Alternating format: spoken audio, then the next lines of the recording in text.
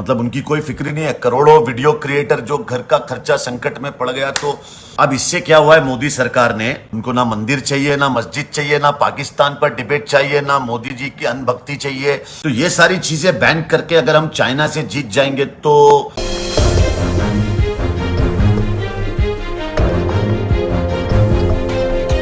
भारत सरकार ने टिकटॉक और हेलो यूजी ब्राउजर समेत 59 चाइनीज कंपनी को बैन कर दिया है, जो कि चिंता का विषय है। इन एप्स में लाखों भारतीय जॉब करते हैं, करोड़ों यूजर्स है टिकटॉक, हेलो जैसे एप्स के, जो तब आप समझिए कि उन्होंने अपलोड किया हुआ इस मतलब ऐप पे वीडियो क्रिकेटर के रूप में रजिस्टर है। कई क्रिएटर है जो कंटेंट अपलोड करते हैं, अपने रोजगार का साधन बनाए हुए हैं, है ना। मतलब चिंता का विषय है, क्योंकि उनकी नौकरी खतरे में पड़ गई है ना। अब उन पे तूफान मंडरा रहा है कि उनके रोजगार चाहिए। अब उनको ना मंदिर चाहिए, ना मस्जिद चाहिए, ना पाकिस्तान पर डिबेट चाहिए, ना मोदी जी की अंधभक्ति चाहिए। उनको चाहिए सिर्फ और सिर्फ रोजी रोजगार। अब इससे क्या हुआ है, मोदी सरकार ने उनके परेशानी में इजाफा कर दिया है। मेरी बात को गौर से सुनिएगा, आप ये बताइए। और पेटीएम, ओला, जोमेटो, स्विगी, फ्लिपकार्ट, ओयो जैसी बड़ी कंपनी को रियायत बख्शी है, क्या इन एप्स को भी नागरिकता दे दी है? पेटीएम का प्रचार पीएम मोदी जी ने खुद किया था, इसलिए उसे इस देश से बदतर नहीं कर सकते। लेकिन एक तबका इन एप्स में अरबों का चंदा दिया हुआ है, मतलब अरब रुपए का चंदा दिया हुआ है। तो वो चंदा तो ले रहे थे, लेकिन साथ ही साथ चाइनीज एप्स को बॉयकॉट कर दिया है और बैन लगाने की मांग कर दी है। देखो, इस महामारी के दौरान में बैन होने का मतलब एक ऐप से जो बैन हो रहे हैं, उसमें मैं सबसे पहले तुम्हें यह बता दूं कि इस देश में सबसे ज्यादा बदतर हालत होने वाली है अब क्रिएटरों की, टिकटॉकरों की, जो लोग अपना घर चलाते थे, जो लोग अपने माँ बाप को पालते थे, जो टिकटॉक कंपनी में काम करते थे, जो बीगो कंपनी में काम करते थे, जो हेलो ऐप में काम करते थे, वो सारे भारतीय है मेरे भाई लोग। वो भारतीयों को क्या होगा मैं आपको बताता हूं। अभी लाखों भारतीयों का रोजी रोजगार, मतलब उनकी कोई फिक्र नहीं है। करोड़ों वीडियो क्रिएटर जो घर का खर्चा संकट में पड़ गया, तो उनका कोई नहीं है। अब ये देखिए ना, आप इस सरकार में नौकरी का जाना अजूबा नहीं है ना। नौकरी मिलना अजूबा है। जिस तरह लोगों का रोजगार सरकार छीन कर खुशी मनाते हैं, क्या आप लोग ये चाइनीज ऐप को बैन करके खुशी मना रहे हो? तो फिर तो भारत सरकार में मैं सवाल है मेरे, कुछ मांग करता हूं, उम्मीद है उसके जवाब मिलेंगे जो कभी किसी को मिले नहीं है, लेकिन मैं ऐसे ही पूछ रहा हूं। अभी मुझे क्या, कोई ना कोई केस में लोग फंसा देते। अभी फिर से सब लोग मिलके मुझे बोले इसको कोई ड्रग्स के केस में फंसा दो या किसी लड़की के केस में फंसा दो, क्योंकि आप भारत सरकार से सवाल करोगे तो आपके साथ ये होगा। अभी विनय दुबे को भी फंसाने की कोशिश की जा रही है, बेचारे को, वो भी आवाज उठा रहा है। तो जो आवाज उठाते हैं उसकी वाट लगता है। मैं भारत सरकार से कुछ छोटे से सवाल करना चाहता हूं। मेरी भारत सरकार से मांग है कि रक्षा मंत्रालय के लिए 2018 में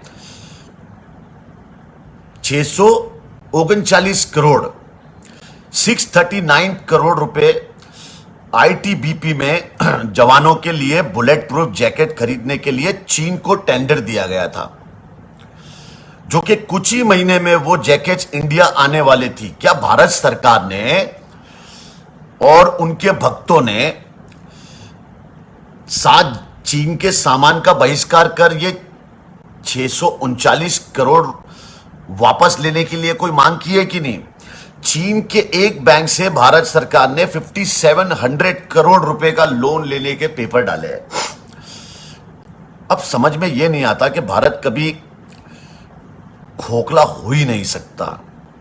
अब इससे ज्यादा क्या खोखला होगा भारत यार। हमारे भारत की तो सोने की चिड़िया को पीतल का बना दिया गया है ना। अब अब चाइनीज 59 ऐप्स को बैन होने की खुशी मना रहे हैं लोग हैं। अरे रोजगार बैन हो गए लोगों की, अब किसी की नौकरी जाने का, किसी का घर बर्बाद होने की खुशियां मना रहे हो। भाई टिकटॉक पर वीडियो बनाने वालों को हमेशा लोग कहते हैं कि ये मुजरा करने वाले हैं, इनको मुजरा करार दे दिया, मतलब ये मुजरा करने वाले करार दे दिया, इनको बेबी बोला गया, इनको क्या क्या नहीं बोला गया, है ना। लेकिन ये भी ध्यान रखिए कि कोई भी धंधा छोटा नहीं होता और धंधे से बड़ा कोई धर्म नहीं होता। अपने पेट के लिए जिस्म तक लोग बेच देते हैं। हालांकि टिकटॉकर तो अपने हुनर को, अपने टैलेंट को सामने रखकर अपना घर चलाते हैं, अपनी रोजी रोटी चलाते हैं। अब हिंदुस्तान में जॉब तो मिल नहीं रही है, पढ़े लिखे बच्चे, उनके पास कोई जॉब नहीं है, तो उनको घर का खर्चा कहीं ना कहीं से तो चलाना है। तो वो इस तरह से बेचारे टिकटॉक पे क्रिएटर बन के, दूसरे ऐप पे क्रिएटर बन के अपना खर्चा चलाते हैं। वहां से उन्हें पैसा मिलता है, ऐड मिलती है, फिर उससे वो अपना घर चलाते हैं। तो ये सारी चीजें बैन करके अगर हम चाइना से जीत जाएंगे, तो मैं भी भारतीय हूं, मुझे नहीं लगता है, तो या तो फिर हम सारे हिंदुस्तानियों को चाइना की सारी आइटम खरीदना बैन कर देना चाहिए। चाइनीज कंपनियां कितनी सारी है वो आपको पता ही नहीं है भाई। हम खुद, हमारे सारे भारतीयों का ही पैसा उस कंपनियों में लगा हुआ है। हम जितने भारतीयों का पैसा चाइनीज कंपनियों में लगा हुआ है, आप सोच भी नहीं सकते हो।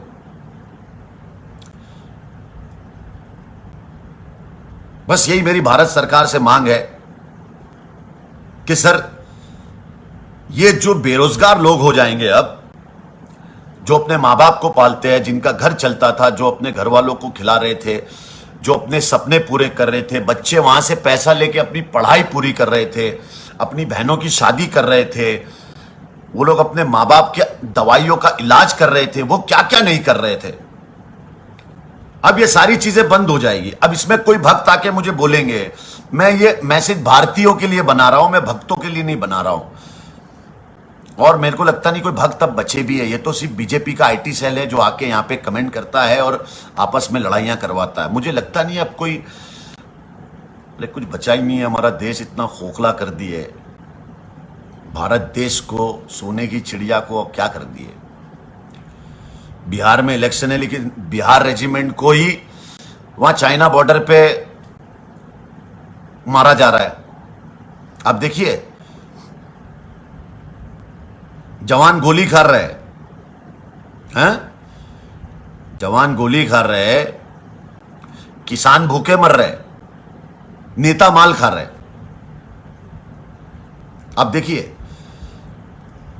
हम भारतीय बन के नहीं सोचेंगे ना, हम कभी जिंदगी में आगे नहीं बढ़ पाएंगे।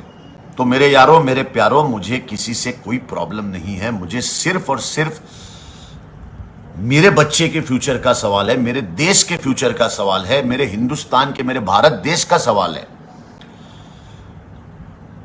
तो अगर आपको बात सही लगे तो आगे तक पहुंचा देना।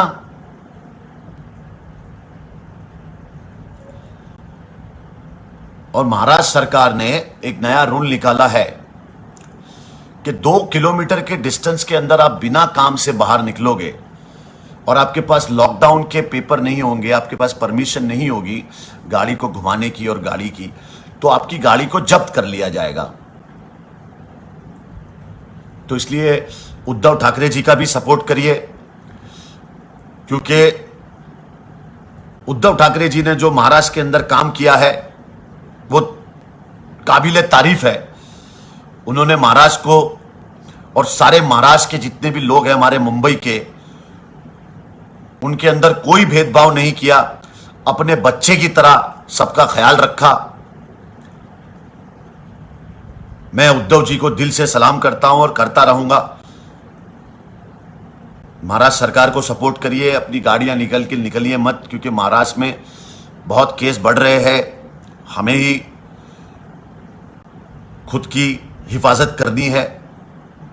ख्याल रखिएगा अपना, दुआओं में याद रखिएगा और अल्लाह के जिक्र का जुबान पे स्वाद रखिएगा। चैनल को सब्सक्राइब नहीं किया है तो प्लीज सब्सक्राइब कीजिए और ताज़ा अपडेट पाने के लिए बेल आइकन को दबाना ना भूलें।